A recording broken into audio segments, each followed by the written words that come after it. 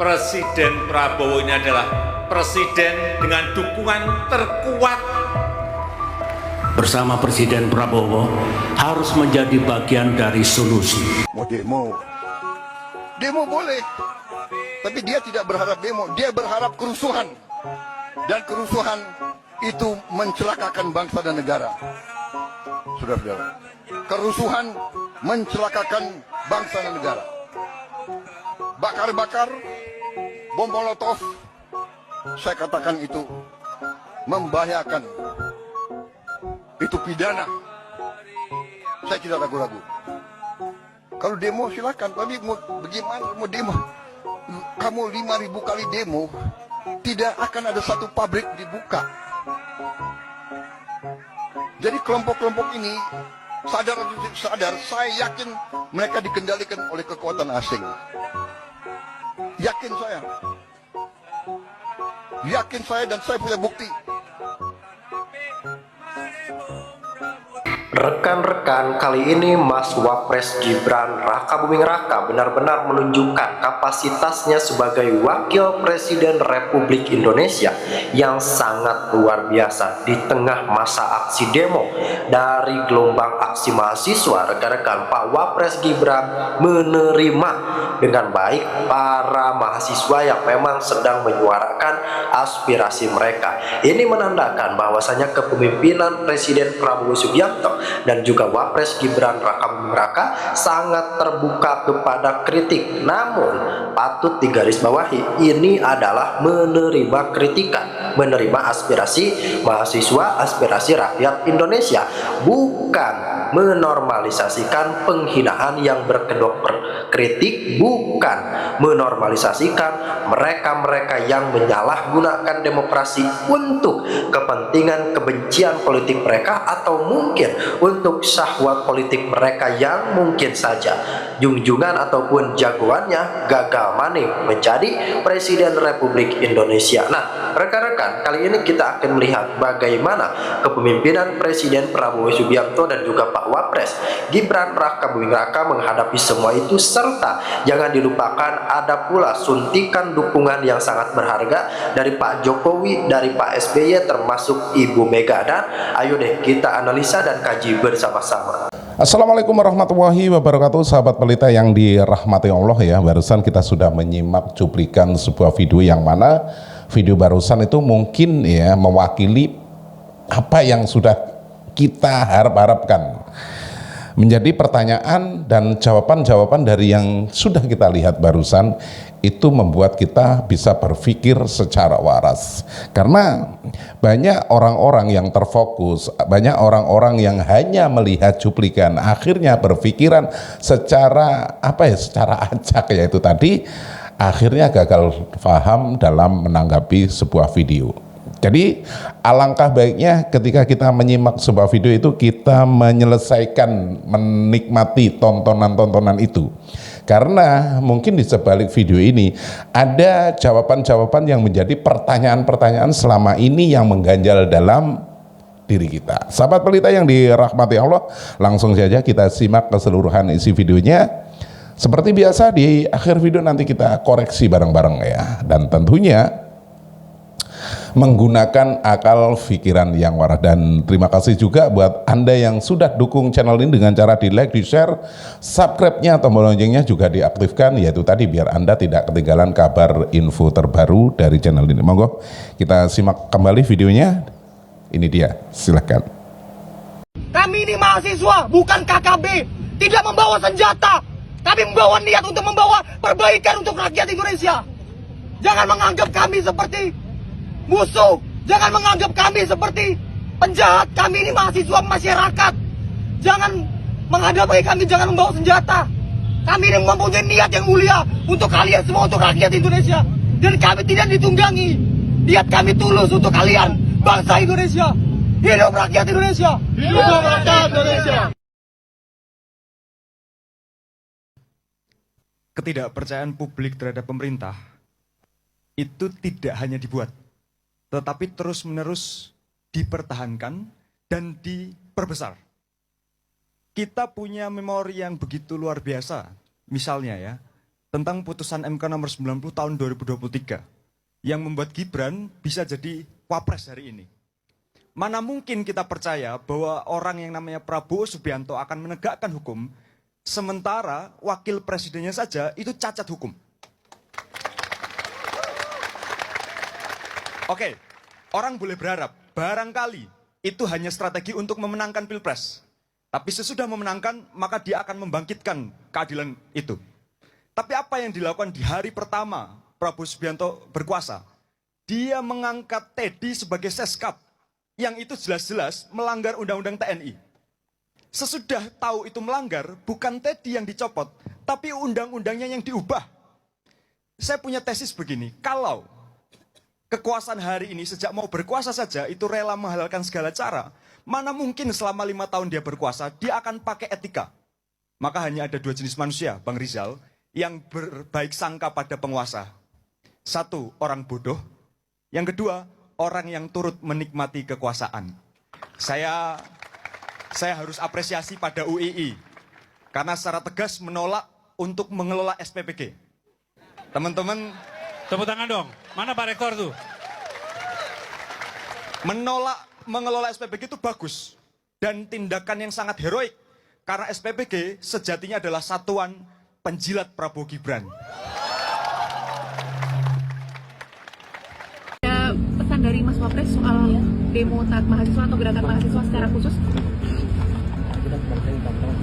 Oke, ini dari kawan-kawan ada itu pesan dari kami mahasiswa, pemerintah hari ini jangan tuli, itu aja. Bukan dari Gibran tadi. Gibran apa?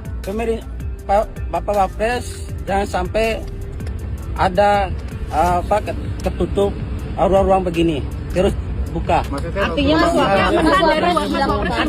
dari Mas Wapres ada yang disampaikan enggak? Oke. Artinya Mas Wapres terbuka. Artinya Mas Wapres terbuka dan menerima hasil kajian dia akan mengaudit dan mengkonsolidasi dia akan memberitahukan kepada pimpinan lebih khusus Presiden Prabowo Subianto. Boleh saya ngomong? Sudah belum? Boleh. Tadi kan kita ini datang untuk menjawab semua kegundahan itu. Anda boleh ngomong apa saja. Tadi kita sudah buka Ya. forum itu.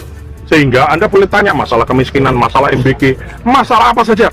Boleh bertanya dan kita jawab. Bahkan nanti kalau ada yang kurang baik, kita ajak Anda semua ikut. Misalnya orang ngomongin pesta babi di Papua. Loh, ini saya kasih tahu. Misalnya pesta babi di Merauke, Anda misalnya kalau mau, ayo kita pergi. Misalnya gitu loh. Bersalah atau tidak? Bapak merasa bersalah atau tidak? Jujur aja.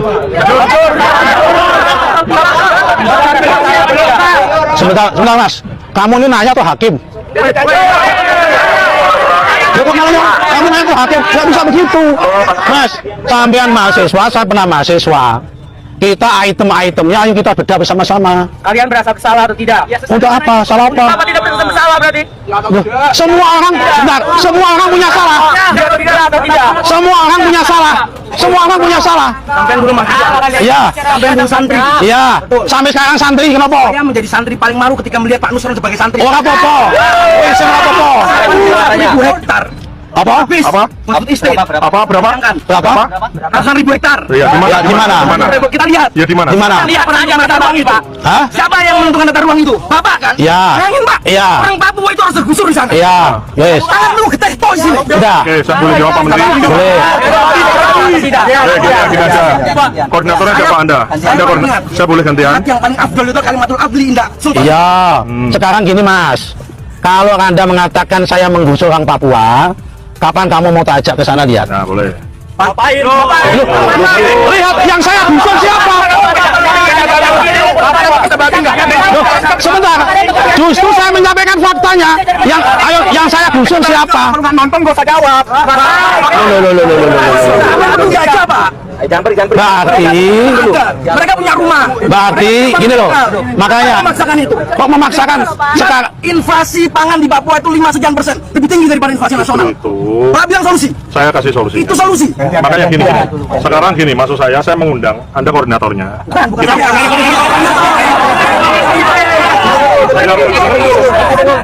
Sebentar, maksud saya Anda koordinatori siapa mau volunteer kita pergi ke Merauke. Loh.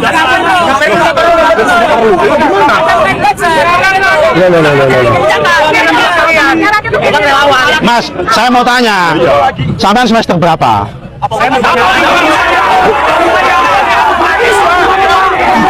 Loh, ada kaitannya. Kaitannya, Mas. Saya bertanya kalian merasa salah atau tidak? Soal salah, saya semua orang punya salah, kamu juga punya salah. Iya, tidak. Wes, iki diskusi ora diskusi. Mohon maaf. Enggak apa-apa, wes apa-apa. Saya sadar kok masih banyak minus-minusnya, kekurangannya banyak. Ya ini yang harus kita perbaiki bersama. Yang biru apa ya? MH Tamrin. MH Tamrin. Paling buat. Iya, sebagian. Oke, maaf ya, nanti sampaikan salam bersama yang di luar ya. Nggak bisa masuk semua. Iya. Apa yang sudah kita capai sekarang, apa yang sudah dibangun itu yang kita rawat bersama. Saya sadar kok masih banyak minus-minusnya, kekurangannya banyak. Ya ini yang harus kita perbaiki bersama. Dari tuntutan yang kami saya juga sempat mengkaji itu juga memberi hasil ke para petani-petani program isi dengan kawan-kawan dari kawan-kawan yang akan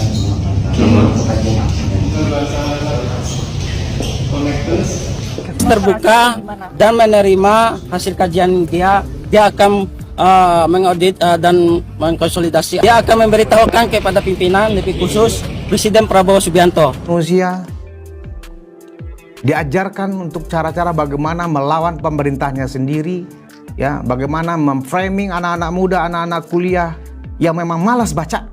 Ya, saya sekarang berani mengatakan, yang sebagian besar ya generasi mahasiswa sekarang berbeda dengan 20 atau 30 tahun lalu di era saya masih kuliah. Kalau kita ya benar-benar kutu buku, nggak ada itu. Kita sibuk nongkrong, sebelum kuliah nongkrong, yang dibahas nggak karu-karuan. Kita semuanya dulu sibuk baca, nongkrong tapi baca, pegang buku. Beda dengan era anak-anak kuliah zaman sekarang. Ya makanya mudah ya mereka itu dihasut untuk mereka ya bagaimana cara melawan pemerintahnya sendiri dengan isu-isu ya yang sangat remeh-temeh, tidak substansial. Jadi kita memang harus waspada ya akhir-akhir ini betapa ya pemerintah kita, Presiden Prabowo Subianto bersama kabinetnya memang sedang menghadapi serangan bertubi-tubi ya dari para orang luar ya yang kepentingannya terganggu dengan kebijakan-kebijakan presiden untuk membuat ekonomi kita mandiri secara bangsa ya, dan itu yang dilakukan oleh Presiden Prabowo ya, melaksanakan secara konsekuen pasal 33 Undang-Undang Dasar 1945. Ini yang menyebabkan ya serangan bertubi-tubi itu dihadapi oleh pemerintah. Kenapa? Karena selama ini harta kita, kekayaan alam kita, sumber daya alam kita dijarah begitu leluasa berpuluh tahun ya oleh asing, dan di era Presiden Prabowo lah ya itu baru bisa secara pelan-pelan, secara sistematis diperbaiki oleh presiden. Ya demi apa? Demi supaya anak-anak didik kita dari usia PAUD, SD, SMP, SMA ya punya kejelasan masa depan dan punya lahan pekerjaan yang jelas sekitar 20 sampai 25 tahun ke depan. Ini yang saya bilang bahwa Presiden Prabowo itu memiliki visi yang sangat jelas, visi yang panjang ke depan, bukan saja untuk Indonesia emas. Lebih dari itu, ya Presiden Prabowo di usianya yang sudah 74 atau 75 tahun sudah benar-benar memikirkan generasi kita 20-25 tahun ke depan.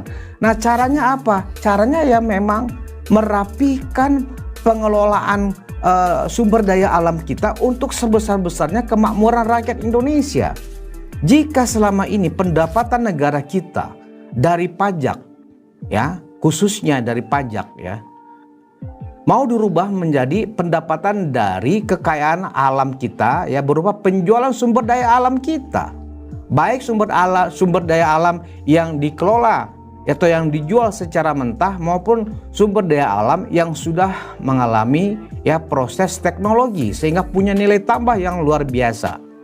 Ya, kalau misalnya setiap tahun pendapatan negara lebih kurangnya sekitar 2.500 hingga 3.000 triliun dengan kebijakan yang sekarang diambil oleh Presiden Prabowo, diharapkan setidaknya ya pada akhir 2029 nanti ya pendapatan negara bisa mencapai 5.000 sampai 6.000 triliun, bahkan tidak menutup kemungkinan kita bisa mencapai pendapatan negara per tahun itu 10.000 triliun.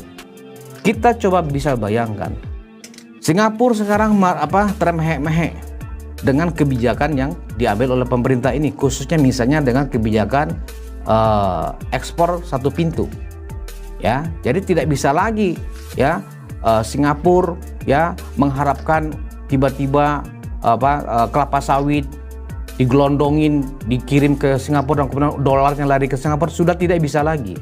Begitu juga dengan sumber daya alam yang lain, baik itu batu bara ya, nikel dan seterusnya. Inilah yang kemudian ya membuat negara-negara yang selama ini ya menjarah kekayaan alam negara kita ya merasa berang, marah dan tidak ingin apa yang dilakukan oleh Presiden Prabowo ini dilanjutkan. Nah, George Soros adalah seorang spekulan ya yang berkepentingan ya untuk membantu negara-negara barat ya khususnya untuk terus mengerjakan Indonesia. Dengan apa yang tadi saya infokan ya, ternyata ada penerima-penerima dana dari George Soros itu sebesar 28 triliun itu yang memang ya itu saya anggap adalah lembaga-lembaga anak-anak bangsa yang memang berkhianat kepada kita, kepada Indonesia, kepada rakyat Indonesia.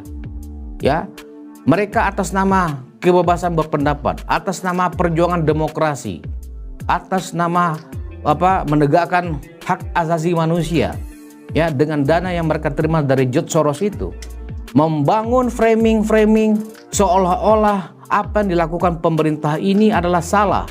Kontra narasi mereka bikin sedemikian rupa dan kemudian mereka sebarkan lewat buzzer-buzzer ya yang sudah terstruktur secara sistematis dan masif di ribuan akun sosial media. Makanya kalau kita lihat, perhatikan di sosial media, apakah itu TikTok, apakah itu YouTube, apakah itu Instagram misalnya, begitu juga Facebook, narasi-narasi yang kontra pemerintah itu nyaris seragam. Itu adalah sebagai satu indikasi bahwa memang ya dana George Soros yang mencapai 28 triliun itu memang sudah terdistribusi ya untuk merubah cara pikir generasi muda yang memang ya otaknya malas berpikir, ya tidak punya nasionalisme. Ini adalah sebuah tantangan bagi pemerintah, tantangan bagi kita sebagai orang tua, tantangan juga buat para pendidik, baik di SD, SMP, SMA dan perguruan tinggi. Ada apa dengan pendidikan kita? Ya ada yang salah sepertinya dengan pendidikan kita. Karena itu ya hal-hal yang merusak ya semangat kita sebagai bangsa dengan ancaman-ancaman demokrasi yang berbuah atau berbuntut dengan tindakan-tindakan demonstrasi yang gak jelas ya, ini harus kita lawan ya. Kita sering mendengar sekarang mahasiswa itu namanya bukan lagi mahasiswa tapi mahasewa. Aduh, memalukan ya, masa mahasewa, berarti orang-orang terdidik yang mau disewa ya untuk turun ke jalan menjelek-jelekan pemerintah yang dia tahu, yang dia kalau ditanya nggak tahu substansinya apa ya. Pada saat kita ini dulu juga pernah kuliah ya, ketika kita melawan Orde Baru, kita tidak pernah menjelek-jelekan Orde Baru, kita hanya mencoba mensuarakan kebebasan berpendapat, mensuarakan apa yang disebut dengan dulu masyarakat madani atau dulu istilahnya civil society ya. Itu saja, tidak pernah menjelek-jelekan wah Pak Harto tuh begana, Pak Harto tuh begini, nggak pernah ya. Kita bicara secara substansi keilmuan, bagaimana supaya Indonesia ini ya diberikan ruang ya untuk misalnya rakyat bebas berpendapat sesuai dengan konstitusi pasal 28 Undang-Undang Dasar 45. Itu yang kemudian dibatasi oleh pemerintahan Orde Baru. dengan segala macam aturan-aturan yang menggunakan militer misalnya. Itu dulu. Nah, kalau sekarang dicanangkan kembali apa yang disebut dengan reformasi jilid 2. Kalian itu bisa demonstrasi karena reformasi. Dan Pak Prabowo sebagai panglima tertinggi di Republik ini tidak pernah membatasi kalian untuk tidak boleh demonstrasi. Boleh, silakan. Tapi yang berkualitas. Ide-ide yang kalian sampaikan, kritik yang kalian sampaikan itu bang substansial. Ya, kalian memprotes untuk menurunkan harga Pertamax, ya, dengan menaikkan Pertamax, kemudian katanya membuat kelas menengah semakin berkurang. Ya, harga Pertamax itu adalah harga pasar dunia, harga global yang memang tidak disubsidi. Kalau memang secara global harga Pertamax naik, yang mau nggak mau Indonesia menyesuaikan. Yang dipertahankan pemerintah adalah harga Pertalite, harga BBM yang bersubsidi. Di mana letak salah pemerintah? Ya, kenapa kalian ancam waktu 18 hari kalau tidak diturunkan? Kalian akan gulingkan pemerintah. Ini sebenarnya kalian ini mengerti nggak sih? Ini yang harus kita kawal ya bersama-sama. Berapa orang sih yang demo itu? Paling hanya paling banyak hanya seluruh Indonesia 10.000. Sementara rakyat Indonesia yang ingin bekerja, yang ingin berjuang merubah nasibnya, mengharapkan sebuah tindakan-tindakan dari pemerintah melindungi rakyatnya, itu berjumlah masih 280 juta menghadapi 10.000. Jadi kita nggak usah khawatir ya. Selama ini ya aparat itu memang bukannya takut dengan kalian. Ya. Mereka hanya ingin membuat ruang ya ekspresi kalian untuk berpendapat itu ya tetap tersalurkan, tersampaikan, aspirasinya masuk, tapi jangan kemudian memaksakan diri. Ya.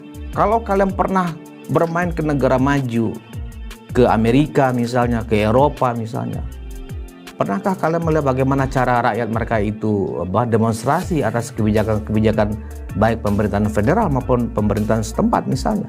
Mereka tertib, mereka nggak memaksakan diri, ya, nggak seperti ini mencaci maki, ya, mengolok-olok kepala negara, kepala pemerintah, ya, seolah-olah kalianlah anak muda, ya, yang kuliahnya belum selesai tapi merasa paling hebat, paling pintar, ya. Kepada seluruh rakyat Indonesia yang ingin demokrasi ini berjalan terus dengan baik, ya, mari kita kawal ya anak-anak muda yang sudah offside seperti ini. Kita mendukung, saya mendukung, dari kemarin saya menyatakan saya mendukung aksi demonstrasi ini dilakukan, tetapi kalian harus tertib dengan narasi-narasi yang positif, yang bisa dinalar dengan akal sehat, ya, yang bisa dipertanggungjawabkan argumen-argumennya. Contoh misalnya, ya, argumen kalian yang benar-benar itu nggak masuk akal.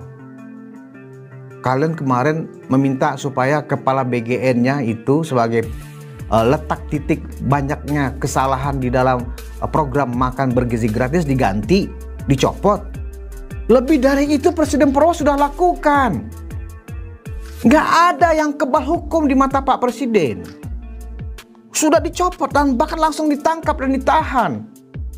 Ya, bahwa sekarang program ini sedang diperbaiki, sedang dievaluasi. Ya, kasih waktu pemerintah. Jangan kemudian ya kalian mengatakan stop makan bergizi gratis. Itu adalah program penting dari pemerintah untuk membuat generasi 20-25 tahun ke depan itu ya siap melanjutkan estafet kepemimpinan di masa mendatang. Kalau kalian sekarang merasa tidak menikmati makan bergizi gratis, ya wajar, kalian sudah kuliah. Ya, kalian mungkin dari kalangan orang yang mampu dikuliahi oleh orang tuanya. Boro-boro makan bergizi gratis. Anda lebih dari itu kualitas makanannya di rumah. Kasihan kepada anak-anak bangsa kita yang ditargetkan pemerintah sebanyak 84 juta anak siswa di seluruh Indonesia yang butuh cakupan gizi yang seperti itu. Mungkin di mata kalian yang terbiasa makan enak, ya, menu dari MBG itu benar-benar nggak bergizi. Buat kalian nggak bergizi. Buat anak-anak di daerah, ya, yang makan siang pun kadang nggak makan, yang ketika berangkat sekolah pun mereka nggak sarapan. Apa yang disediakan oleh program makan bergizi gratis itu sangat mencukupi. Saya sudah bertemu dengan orang yang dari awal ya terlibat dalam program makan bergizi gratis ini. Luar biasa Pak katanya. Mereka itu benar-benar sangat berharap jangan sampai makan bergizi gratis ini dihentikan. Kami butuh, anak-anak kami butuh. Lantas kalian yang orang kaya, yang mampu kuliah ya di universitas negeri, kalian yang kuliah di UI itu kalian orang kaya loh. Saya alumni UI. Di era saya, UI itu nggak semahal sekarang. UI itu sekarang mahal sekali loh. Sebagai perguruan tinggi negeri, ya kalian itu adalah termasuk orang-orang yang beruntung, ya sanggup kuliah di universitas ternama, ya. Ya ada rasa empati loh kepada adik-adik kalian yang masih SD, SMP di daerah-daerah yang nggak hanya di Jawa, di Jakarta, tapi di pelosok-pelosok di sana yang sangat berharap makan bergizi gratis ini tetap dilakukan. Ya, jadi tolong kita ya menyikapi ya transformasi ekonomi yang dilakukan oleh Presiden Prabowo ini ya dikaji secara mendalam dari berbagai aspek. Jangan Anda hanya termakan oleh isu-isu, narasi-narasi yang dibuat oleh antek-anteknya Soros dalam berbagai topeng-topeng ya yang mereka miliki saat ini. Macam-macam topeng yang mereka miliki. Ada yang bertopeng sebagai akademisi, ada yang bertopengan sebagai aktivis, ada yang bertopengan sebagai budayawan, ada yang bertopengan sebagai seniman dan seterusnya dan seterusnya. Itu hanya topeng-topeng seolah-olah ya seluruh lapis masyarakat sudah memprotes negara. Ini hanya framing. Makanya dana yang digelontorkan oleh George Soros nggak kira-kira 28 triliun untuk anggaran 2026 hingga 2028. Kita bisa bayangkan ini sebuah agenda setting ya untuk membuat Indonesia tidak bisa membangun secara maksimal. Pemerintahnya terus diganggu oleh anak-anak kemarin sore ya yang sialnya merasa paling pinter. Ngaco kalian ini. Jangan sampai kita orang tua yang bangga dengan kalian tetap kritis menyuarakan suara masyarakat itu diboncengi oleh pikiran-pikiran yang jahat, pikiran-pikiran yang merusak kita semua. Ya, merusak diri kalian sendiri. Ya, Pak Prabowo itu berpikir visioner. Ya, Pak Prabowo sekarang berpikir bagaimana 10 tahun ke depan, ya, di tahun 2030 Indonesia bisa menghadirkan sekitar 12 juta anak lulusan yang melek informasi, melek teknologi digital. Ya. Nah, karena itu dari sekarang Pak Prabowo itu merapikan sumber pendanaannya dari apa? Dari bagaimana merapikan, memaksimalkan ya kekayaan sumber daya alam kita bisa dijual dengan nilai yang kita yang menentukannya, bukan orang lain yang menentukan. Kita bebas menjual batu bara kita ke luar negeri dengan harga kita. Kita bisa menjual kelapa sawit dengan harga kita. Kita bisa menjual harga nikel dengan harga kita. Kita bisa menjual bauksit dengan harga kita, bukan negara lain yang menentukan. Mekanismenya pun ya mengenai cara pembayarannya pun harus dengan cara kita. Itu yang ditolak oleh negara-negara lain yang selama ini menikmati kekayaan alam kita. Artinya apa? Kalian harus dukung Pak Prabowo. Ya, kalian harus mencintai Pak Prabowo. Jangan terhasut oleh orang-orang yang memang menikmati dana George Soros, hidup mereka berlimpah, hanya kalian dikasih sempalan-sempalan, misalnya sebulan 5 juta, sementara yang menikmati pembagian itu hidup bermewahan. Kalian tahu nggak? Ya, koordinator penerima dana George Soros itu ya memiliki rumah gedong, mobil berlimpah. Kalian hanya orang bayaran yang dibayar murah. Karena itu mari lawan kontra narasi pemerintah dari orang-orang itu ya juga dengan cara-cara yang bermartabat. Kami ya sebagai bagian dari ya media ya hanya bisa mengingatkan ngono yo ngono yo jo ngono ya nggak baik ya. Harusnya rakyat Indonesia bersatu ya mendukung pemerintahan Pak Prabowo ini. Ya, kepada para senior politisi semuanya kalian harus turun menyampaikan pendapat mendukung Pak Prabowo. Pak SBY sudah menyatakan mendukung kebijakan Pak Prabowo, mantan Presiden RI ke-6. Pak SBY sudah memberikan dukungan, Ibu Mega sudah memberikan dukungan. Yang saya belum dengar adalah dukungan dari Presiden ke-7 Republik Indonesia, Pak Jokowi. Saya nggak ngerti ada apa dengan Pak Jokowi ketika Pak Prabowo butuh dukungan dari para mantan-mantan pimpinan nasional kita. Pak Jokowi asik dengan PSI-nya saja, asik dengan partai anaknya saja. Ada apa? Ini tidak baik. Ya, seluruh pimpinan nasional, ya, para mantan kepala negara pemerintahan, para politisi senior, ya, mari kita bersatu, kita cerdaskan narasi anak-anak bangsa ini, sampaikan informasi-informasi yang objektif, ya. Kita bendung seluruh tekanan-tekanan asing itu dengan narasi-narasi yang membuat anak-anak bangsa semuanya tercerahkan. Sahabat Pelita yang dirahmati Allah ya, keseluruhan video sudah kita simak dan sudah kita saksikan bareng-bareng ya. Semoga video yang sudah kita simak barusan kita bisa mengambil sisi baiknya, meninggalkan sisi buruknya. Kalau kita telan mentah-mentah keseluruhan isi video, nantinya kita bisa konslet sahabat Pelita ya. Dengan menggunakan akal pikiran yang waras kita bisa mencerna ya, dari awal sampai akhir tontonan ataupun narasi-narasi yang sudah kita simak dari video ini. Semoga kita bisa mengambil ilmunya, bisa mengambil sisi baiknya, yaitu tadi seketika di akhir videonya kita jadi tahu ternyata begini.